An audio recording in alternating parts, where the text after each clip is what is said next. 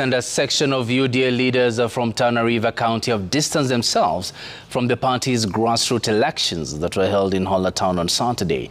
Led by area Senator Danson Mungatana and former Governor Hussein Dado, the leaders questioned the transparency of the whole exercise, alleging that the party's register was doctored. The leaders are pointing an accusing finger at some individuals from within the party and outside for collaborating to oust the bona fide party leaders through a silent coup, something they say will not go down well with them.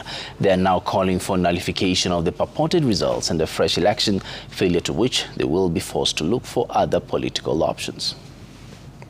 Hawa wengine wameandikishwa wakaingizwa ndani ya register na wakaandikishwa kama ni contestants wakati tarehe 26 imepita. Wameingia namna gani? Nani aliwafungulia server ya chama ya UDA?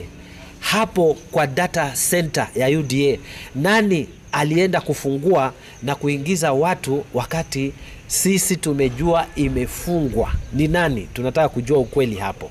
Na ni nini ilifanyika?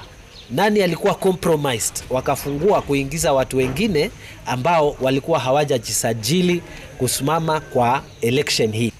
I'm only appealing to the party leader. I've always been very honest and I have always followed the rules.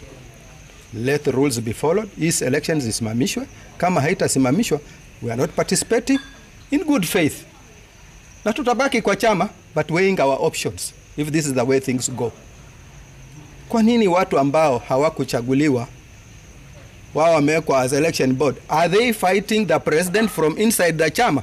Elections ama kura ya Tana River haiwezi decide na outsiders, watu from other counties to come and install their preferred, candidates for 2027 election. It will not work. Our people wanajua watu wao genuine ni nani, wale wanapenda watu ni nani.